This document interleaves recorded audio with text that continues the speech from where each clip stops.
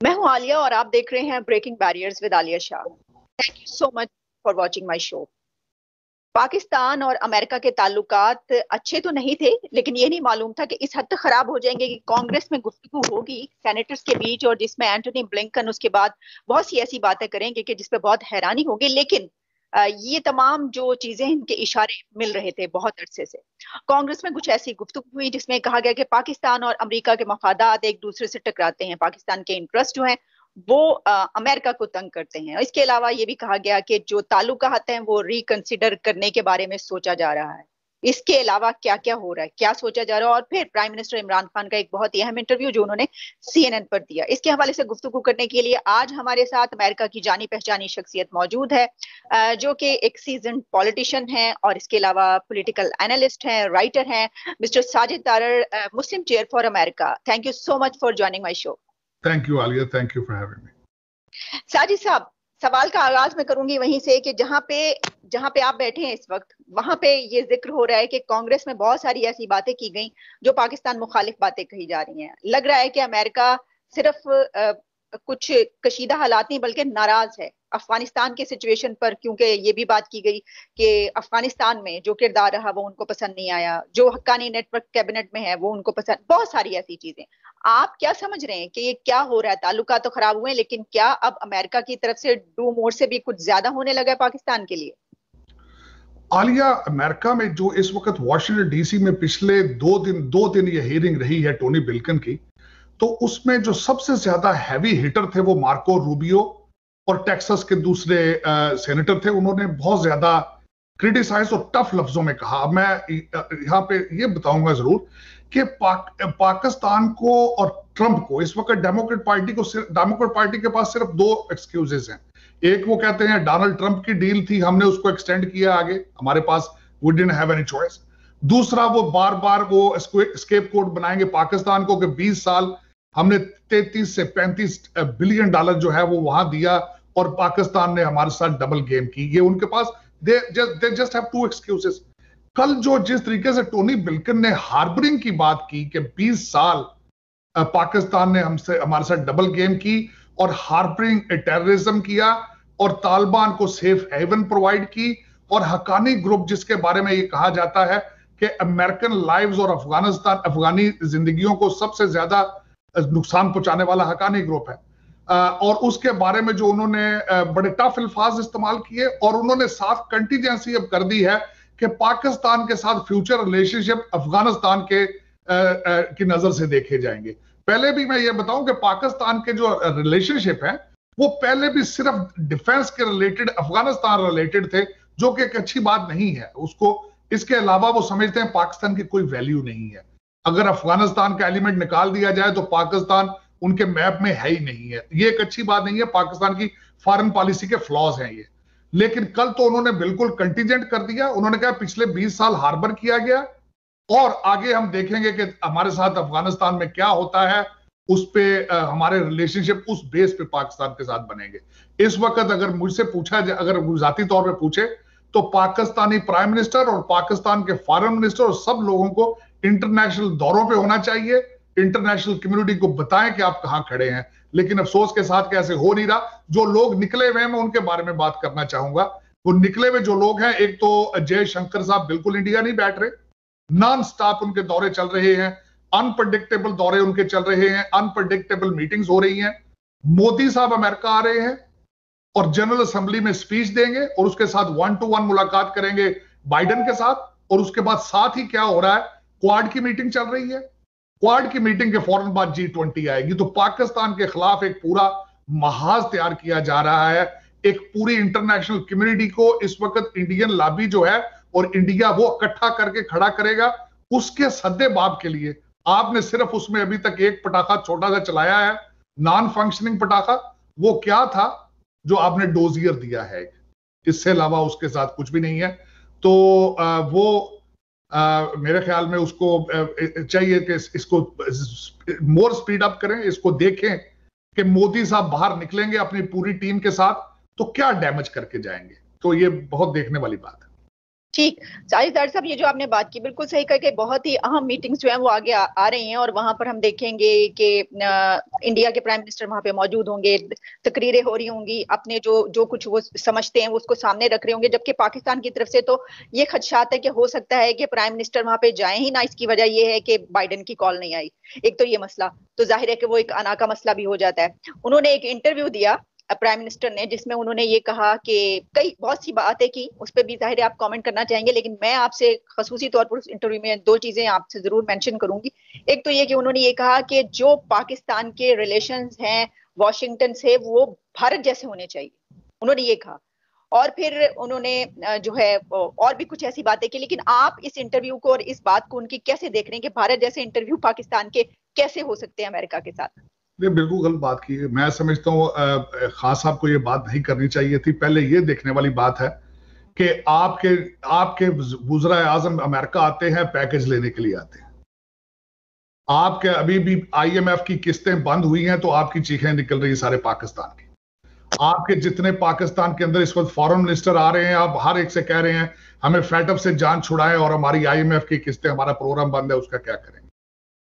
Versus आप India को समझते हैं कि वो ये चीजें लेकर आते हैं यहां पे? आप देखते हैं उनकी फॉरेन पॉलिसी और उनकी क्वालिटी चीजें क्या है। अगर वो क्लेम करते हैं we are the biggest democracy on the world, आप उसको चैलेंज कर सकते हैं? आप अपनी डेमोक्रेसी को उनके साथ कंपेयर कर सकते हैं? आप उनके लॉ एंड ऑर्डर को अपने साथ कंपेयर कर सकते हैं? उनके जिस तरीके से इंपोर्ट एक्सपोर्ट है कंपेयर कर सकते हैं? आप जिस तरह खुद आपने बार बार उस इंटरव्यू में खान साहब ने कहा है कि पिछले दो जो थे वो लीडर जो पार्टियों के हैं वो यहां से लूट के बाहर भाग गए हैं। इस वक्त जो पाकिस्तान में जो कुछ हो रहा है आप उसके लिए आप क्लैरिफाई कर सकते हैं कौम को आप अगले इलेक्शनों में किस तरह जाके बताएंगे कि हम क्या किया, हमने क्या खोया, क्या पाया। और बल्कि उसके बाद तो देखें ना, जिस तरह खान साहब ने बार बार ये कोशिश की कि हक्कानी ग्रुप का आज पूरी दुनिया में मजाक बना हुआ है कि हक्कानी ग्रुप के बारे में कि खान साहब ने कह दिया कि वो एक पश्तून ट्राइब इन अफगानिस्तान। तो उसमें सारी चीजें अगर देखी जाएं तो ये आपको खुद पता होना चाहिए कि खान साहब ने इस इंटरव्यू में क्या खोया, क्या पाया। फिर और दूसरा एक जो जंग हसाई चल रही है मुसलसल, हर इंटरव्यू वाला पूछता है कि आपको जो बाइडेन की कॉल आई या नहीं आई। हालांकि इट्स नॉट रेलिवेंट। आपके रिलेशनशिप ना होने के बराबर है अमेरिका के साथ। उसकी वजह यह है कि आपने कहते हैं कि नारे लगाए, आपने जश्न मनाए, आपने और चीजें की, आप एंटी अमेरिकन रेटरिक में खुद आप कंट्रीब्यूट करते हैं। अगलों ने अड्डे नहीं मांगे, आपने एब्सोल्युटली नॉट कह दिया, उन्होंने पूछा भी नहीं, और आप पहले इशारे देते हैं कि we are this, we will do this, हमको जरूरत नहीं है, हमें चाहिए नहीं है, हमारे पास और ऑप्शन है। आज आप अभी तक आपको ये नहीं पता आपका फॉरेन मिनिस्टर कौन है। आप मोइज साहब आपके फॉरेन मिनिस्टर है या कुरैशी साहब है? आज आप कह रहे हैं कि दुनिया उनके अफगानिस्तान के साथ खड़ी हो, डायरेक्टली इनडायरेक्टली तो आप कहते हैं पैसे दो। दुनिया साथ किस तरह खड़ी हो, पैसे दे, डॉलरों की बारिश चाहते हैं। और अब सबको पता है कि पाकिस्तान और अफगानिस्तान की एक चीज बहुत कॉमन है, वो क्या है? वो करप्शन है। वो करप्शन किस तरह उस सिस्टम से निकलेगी? पहले मुझे ये बताएं, अमेरिका और सारी दुनिया ने वहां पर डॉलरों की बारिश की है, वो कहां गए डॉलर? आपको पता है एवरेज अफगानी की जिंदगी के क्या हालात है? आपको पता है आप वहां से गनी साहब 169 मिलियन डॉलर लेके निकले हैं, जो रशियन एम्बेसी ने खुद उसकी स्टेटमेंट दी थी। तो मजीद लोग डॉलरों की बारिश किस तरह करें? आप यही चाहते हैं पाकिस्तान पे डॉलरों की बारिश हो और आपके अफगानिस्तान पे डॉलरों की बारिश हो। आज डॉलर 170 रुपए का हो चुका है और खान साहब की अपनी स्टेटमेंट्स हैं कि जब भी डॉलर महंगा होता है इसका मतलब है कि ऊपर करप्शन हो रही है। एक तो मैं मानता हूं बात, पाकिस्तान से डॉलर ड्रेन होता है तो डॉलर ऊपर चला जाता है, सप्लाई एंड डिमांड की बात है। तो ये देखें अपने टेबल के नीचे कि डॉलर लेके बाहर कौन भाग रहा है। करप्शन 7-7 अरब रुपए की यहां पता चल रहा है। वॉशिंगटन डीसी में रिंग रोड की चीजें यहां वॉशिंगटन डीसी में डिस्कस हो रही हैं। अगर आपकी टेबल पर नहीं है तो कसूर आपका नहीं है। आपको खुद अपने आप को असेस करना पड़ेगा कि दुनिया के स्पेक्ट्रम, आप दुनिया की नजर में आप खुद क्या हो और कहां जा रहे हो। इस वक्त बड़ा कड़ा इम्तिहान चल रहा है। असल में यहां तक पता चल रहा है कि गर्म हवाओं का रुख पाकिस्तान की तरफ है, लेकिन अफसोस के साथ है कि इस्लामाबाद उसको फील नहीं कर रहा। सर, ये जो गर्म हवाओं का रुख आप बता रहे हैं, कितनी गर्म हवाएं, इसकी वजह ये है कि बहुत सारी बातें ऐसी की जा रही हैं कि कहीं कोई ऐसा इकदाम ना वहां से उठा लिया जाए जो बहुत ही महंगा पड़े। और तो आप क्या समझते हैं कि जो मुतालबात आगे किए जाएंगे, जो कहा गया है कि अब हम रिकंसिडर करेंगे और हम ये बताएंगे कि अब पाकिस्तान ने क्या करना है? तो पाकिस्तान की आलिया सबसे बड़ी खुशकिस्मती ये है कि इस वक्त पाकिस्तान अमेरिका के अंदर एक वीकस रजीम है, वो बैठा है जो कि बिल्कुल हिलने जुलने की सकत नहीं रखता। उनकी कोई फॉरेन पॉलिसी उनके टेबल पर भी नहीं है। वो मैं बताना चाहूंगा किस तरह। अलास्का वाली साइड पे चाइनीज जो शिप है अगले दिन वो मंडलाते रहे हैं, उनको वो काउंटर नहीं कर पाए अमेरिकन। ताइवान के ऊपर इस वक्त चाइना के जहाज उड़ रहे हैं, उसको वो उनके हालात खराब चल रहे हैं। इस वक्त अमेरिका के अंदर स्ट्रॉन्ग रजीम होती तो यहां तक चीजें जानी नहीं थी। इस वक्त इंटरनल प्रॉब्लम है। आज यौम जमहूरियत है लेकिन जमहूरियत इज इन डिक्लाइन। आप मैं बल्कि इसको इट्स अ ह्यूज डिबेट और I can go on and what are the flaws of democracy, किस तरह आजकल डेमोक्रेसी गिरी किस तरह है। लेकिन जो बाइडेन साहब एडमिट करते हैं कि जमहूरियत जस्टिफाई नहीं कर पा रही लोगों को, ना सिर्फ अमेरिका में जो कि हमेशा अपने आप को समझता है कि वो ह्यूमन राइट्स और डेमोक्रेसी का लंबरदार है, लेकिन यहां पे भी इनके अपने बैकयार्ड में डेमोक्रेसी फेल हो रही है। तो डेमोक्रेसी डे भी है ना, आज डेमोक्रेसी डे है। लेकिन बिल्कुल आज जिस तरीके से अमेरिका में अगले दिन सितंबर 11 की जिस तरीके से मनाया गया, जिस तरीके से अगले दिन चीजें यहां पे हुई हैं, मैं समझता हूं कि इस पर खुशकिस्मती पाकिस्तान की कि यहां पे अंदर इंटरनल इश्यूज है, वीकनेस है। अगर इसमें अगर थोड़ा से स्ट्रांग होती चीजें तो हालात ना अफगानिस्तान में इस तरह होने थे जिस तरह के अगले दिन 9 सेनेटरों ने कहा है कि पाकिस्तान के खिलाफ 9 लॉ मेकर्स ने कहा है कि पाकिस्तान के खिलाफ एक्शन होना चाहिए। और आपसे आप पूछ रही हैं कि गर्म हवाएं कितनी हैं। आपको खुद पता होना चाहिए कि फैटफ्स की 27 शिकों में से आपने 26 पूरी की हैं, फिर भी नहीं निकाला गया। तो सिग्नल क्या जा रहा है आपकी तरफ? डॉलर 170 का हो गया, IMF का प्रोग्राम सस्पेंडेड है। इशारे क्या जा रहे हैं आपकी तरफ? इशारे तो जा रहे हैं आपकी तरफ। और दूसरा ये कि अब देखें, आपने सिर्फ आपने अपने आप को इतना कंटेन कर दिया एक छोटे से बॉक्स में कि अफगानिस्तान की कामयाबी के ऊपर आपकी कामयाबी जो है वो कंटीजेंट है। और आपको पता होना चाहिए कि वो एक बहुत बड़ा चैलेंज है अफगानिस्तान में तालिबान की कामयाबी। उनको एक चीज नहीं चाहिए, एक तो उन्हें डॉलर चाहिए बिलियंस के हिसाब से, और उसके पास उन्हें ह्यूमन रिसोर्स चाहिए, उनको टेक्नोक्रेट्स चाहिए, उनको पूरा एक स्ट्रक्चर चाहिए। मेरा मकसद है इस तरह तो गवर्नमेंट नहीं चलती, इस तरह तो चीजें नहीं चलती। और उनके अंदर इश्यूज, यहां तक ये खबरें पहुंच रही कि उनके अंदर इश्यूज है। मुल्ला गनी ब्रादर जो है वो या तो नाराज होकर जा चुके हैं या जख्मी बैठे। यहां तो वाशिंगटन DC तक खबरें तो हर चीज चल रही है। उनके अंदर चीजें 18 ग्रुपों का नाम तालिबान है। आपने एक ऐसे मुल्क और ऐसे ग्रुप के साथ हर चीज कंटीजेंट करा ली है। मेरा ये क्वेश्चन मार्क है, आप किस तरह इस फंसे हुए भंवर से किस तरह निकलेंगे? मुझे तो चीजें दुश्वार नजर आती हैं। ये जो आपने बात की सर, इसमें बहुत सारे पॉइंट्स है वैसे तो, लेकिन जो आपने बात की कि देखें फेडअप की जब हम बात करते हैं तो पाकिस्तान की तरफ से जो है वो ये इल्जाम लगाया जाता है, ये कहा जाता है कि ये तो भारत जो है उसने पाकिस्तान को फेडअप में रखवाने के लिए जो वो जोर डाला, उसकी फिर बाद में जो है उस तरफ से भी ऐसा कोई बयान आ गया कि ये किया गया। तो अब जो एक और ये कहा जा रहा है कि दरअसल जो बात की जा रही है सैंक्शंस पाबंदियों की, वो भी उसी तरफ से जो है वो की जा रही है। तो क्या आप समझते हैं कि यहाँ तक बात होगी तो इसमें भी दूसरे जो दुश्मन है वो कामयाब हो जाएंगे? मेरे ख्याल में मैं हमेशा एक चीज वार्न करता रहूं आलिया कि इस वक्त पाकिस्तान के लिए सबसे बड़ा खतरा वाशिंगटन DC के अंदर इंडियन लॉबी है। सबसे बड़ा खतरा। पिछले 5-6 साल से मैंने जिंदगी में पहली दफा जब नेशनल कैंपेन का हिस्सा बना तो मैंने पहली दफा वाशिंगटन DC में बड़ी करीब से देखा है कि हम पाकिस्तानी कितने पीछे हैं इंडिया से। इंडियन जितनी उनकी क्वालिटी जहां पे और जिस तरीके से व्हाइट हाउस को उन्होंने घेरा डाल लिया है अपने इंटेलेक्ट और पैसे की वजह से, हम लोग 50 साल वाशिंगटन DC में उनसे पीछे। और पाकिस्तान इंडिया से अगर मैं यहां आपकी डिप्लोमेसी देखूं तो 100 साल पीछे हैं आप। क्योंकि उसकी वजह ये ना नेशनलिज्म नहीं है। मोदी साहब ने एक बड़ा जबरदस्त काम किया है, हिंदुत्व का आइडिया देके उन्होंने सब हिंदुओं को एक झंडे के नीचे इकट्ठा कर दिया है। उन्होंने उनको स्टेरॉइड पे कर दिया है। इस वक्त हिंदू लॉबीज ऑन स्टेरॉइड, हम स्टेरॉइड पे नहीं है।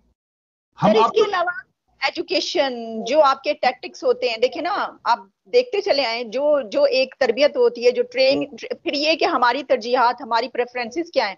आप देखें ना पाकिस्तान का इस वक्त क्या सिचुएशन है, पाकिस्तान को कितने ज्यादा जो है वो प्रॉब्लम्स हैं। तो शाह महमूद कुरैशी साहब पिछले कई दिन से अभी तक यही बात करें कि अफगानिस्तान के लिए कुछ किया जाए, अफगानिस्तान को ये दिया जाए, अफगानिस्तान को वो, मुसलसल उनके इंटरव्यूज और बयान इसी पे आ रहे हैं। पाकिस्तान के अपने प्रॉब्लम्स लग रहे हैं अभी के पीछे रह गए।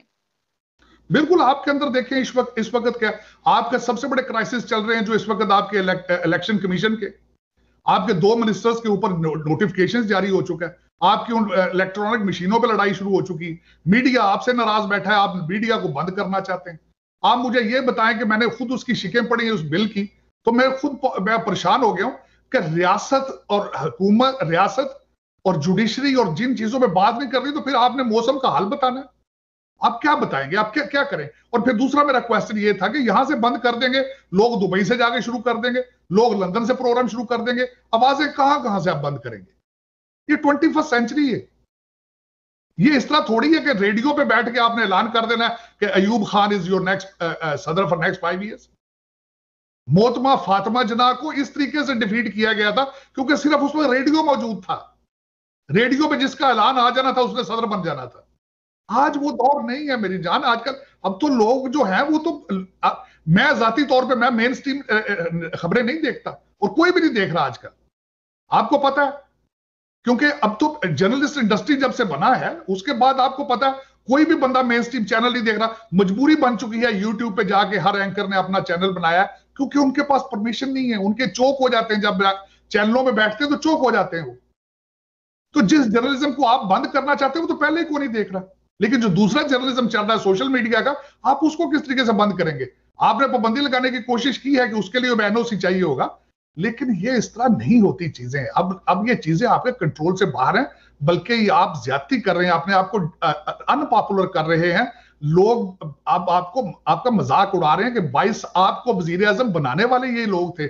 सब ये जो आप बात कर रहे थे तो मैं आपको इसके मुतालिक अपडेट देती चलूं। जो एक जबरदस्त किस्म का एक यूनिटी देखने को मिली थी और हुकूमत के खिलाफ जो ये बिल आ रहा था इसके खिलाफ धरना भी हुआ 26 आवर्स का, और इसके अलावा बड़ी तकरीरें हुई। लेकिन उसके बाद ये सुनने को आई हैं खबरें जो आ रही हैं कि बड़ा ही एक शेमफुल कॉम्प्रोमाइज ये किया गया है कि जो मीडिया हाउसेज हैं, जो चैनल्स हैं, वो और उनके जर्नलिस्ट, उन्होंने अपने आप को तो सेव कर लिया कि उनके खिलाफ कुछ नहीं लाया जाएगा।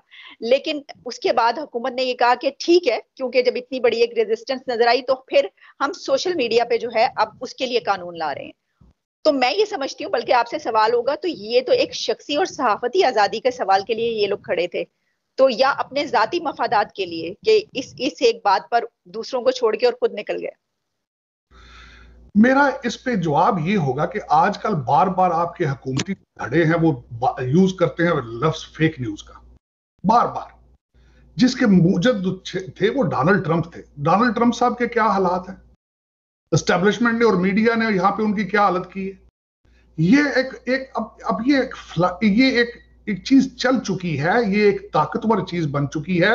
लोगों की ख्वाहिश के मुताबिक लोग आज आपको देखना छोड़ दें तो आप क्यों इस बिजनेस में रहेंगे? आप तो किस तरह ये करेंगे? आप या तो फिर बिजली बंद कर दें, आप लोड शेडिंग आप बिल्कुल बंद कर देना, टीवी चलेगा, कहते ना रहेगा बांस ना बजेगी बांसुरी। दे तो कोई हालात नहीं ना कि आप किस तरीके से, आपको अपनी परफॉर्मेंस ठीक करनी होगी।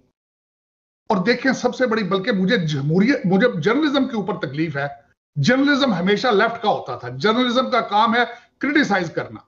जिस दिन वो अगर आप उनकी एडवोकेसी में लग जाए वो जर्नलिज्म नहीं है। आप अगर आज बीन बजाना शुरू कर दें इमरान खान साहब की, पीटीआई की, एस्टेब्लिशमेंट की, वो जर्नलिज्म नहीं है। जर्नलिज्म हमेशा लेफ्ट साइड का होता है, क्रिटिकल होता है, इसको बर्दाश्त करना पड़ता है कौम। ये एक चेक एंड बैलेंस है गवर्नमेंट पे। आप उस हथियार को बंद करना चाहते हैं तो फिर आप लोग क्या करेंगे? लोगों को गाने सुनाएंगे, कितनी इंडियन फिल्में चला लेंगे आप। ये एक ऐसा चीज है, इसको रोकना नहीं चाहिए। ये बल्कि मैं समझता हूं, मैं हैरान हूं, आज से बेहतर तो मुशर्रफ दौर में हालात बेहतर थे। मैं समझता हूं पाकिस्तान में जितनी सहाफी आजादी जर्नलिज्म की मुशर्रफ दौर में, आज तो उससे भी कम है। हामिद मीर साहब को आपने इबरत का निशान बना दिया। आप लोगों के घरों में घुस घुस के उनको मार रहे हैं। ये इस तरह आवाजें बंद नहीं होती, एक नेचुरल प्रोसेस है। आपको परफॉर्मेंस करनी पड़ेगी। आप दोबारा वोट लेने के लिए लोगों को बताना पड़ेगा कि क्या किस तरह होना है। आप जरा देख लें, चीजें थोड़ी सी आउट ऑफ कंट्रोल हो तो कंटोनमेंट की स्टोरी सामने आ जाती। आप इनको किस तरह डिनाई करेंगे? आप किस तरह? ये मेरा मकसद है कि ये अब दबने वाली चीज नहीं है, इससे कंप्रोमाइज करें और आगे चलें, अपनी परफॉर्मेंस ठीक करें, लोगों की खाने बंद करेंगे।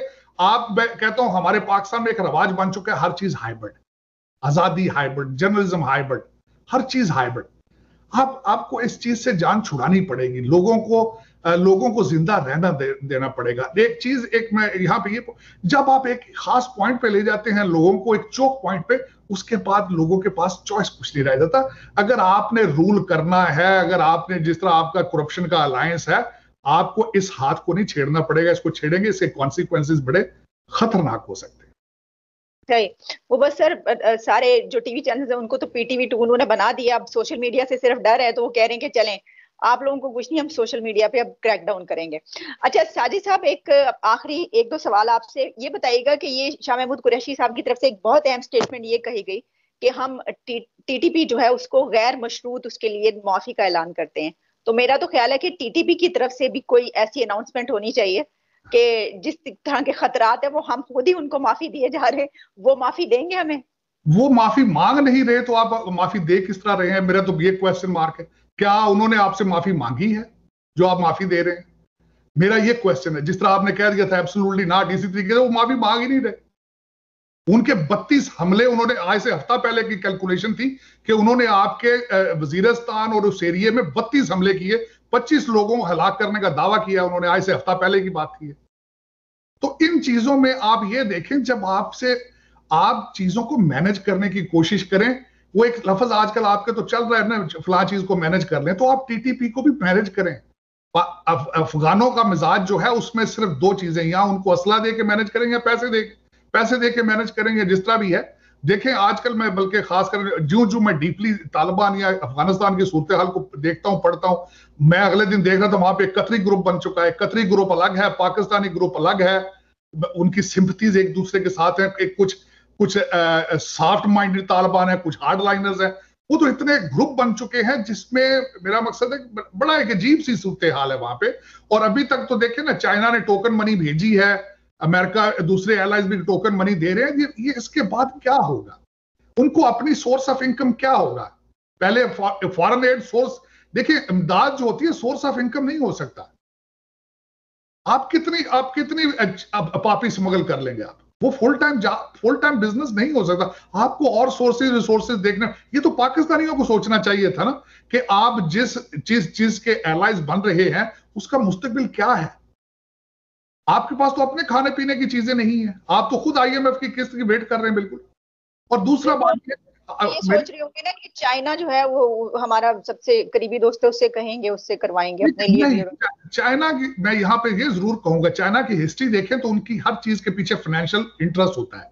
वो इमदाद नहीं करते, वो बिजनेस डीलें बनाते हैं।